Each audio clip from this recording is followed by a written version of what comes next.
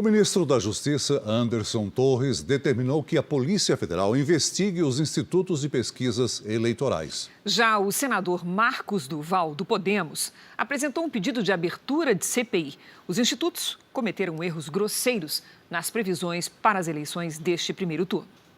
O ministro da Justiça e Segurança Pública, Anderson Torres, determinou a abertura de inquérito depois de receber uma representação da coligação da campanha do presidente Bolsonaro, assinada pelo presidente do PL, Valdemar Costa Neto, que aponta condutas que, em tese, caracterizam a prática de crimes por alguns institutos. Resultados muito discrepantes, números que destoaram muito da realidade, do resultado final da eleição. Terminamos a instauração do inquérito pela Polícia Federal para apurar esses fatos. Divulgação fraudulenta de resultado de pesquisa, um crime que, em tese, induz as pessoas a tomar sua decisão, fere aí o direito constitucional do voto, da decisão, da livre decisão do cidadão.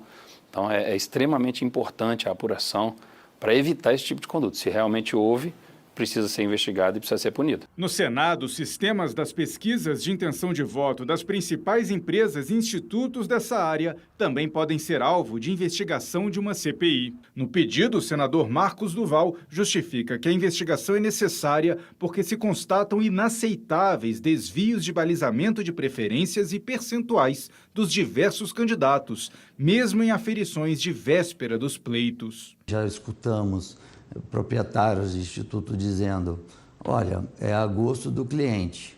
Quando você fala a gosto do cliente, eu vou falar, então eu quero um resultado que ciclano esteja pior e eu esteja melhor. Minha intenção era até dar início à CPI antes do segundo turno. Os questionamentos em relação às pesquisas ganharam força depois do resultado do primeiro turno da eleição presidencial ser bastante diferente do apontado pelos levantamentos. IPEC, Datafolha e IPESP são os institutos com maior discrepância com a votação real. Previam 14 pontos percentuais a mais para o ex-presidente Lula.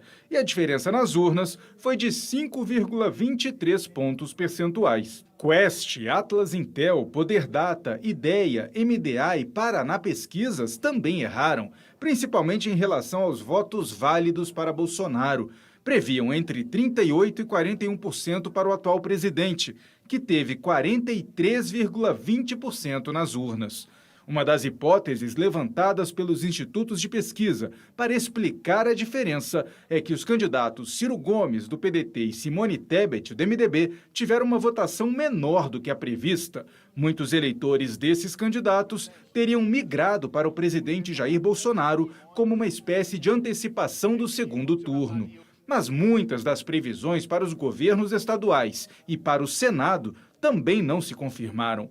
Em São Paulo, para ficar em apenas um exemplo, o candidato do PT ao governo, Fernando Haddad, liderava todas as pesquisas e terminou o primeiro turno mais de 6 pontos percentuais atrás de Tarcísio de Freitas. O candidato do Republicanos teve 42,32% dos votos válidos. No Senado, é preciso agora conseguir o número mínimo de 27 assinaturas para a abertura da CPI.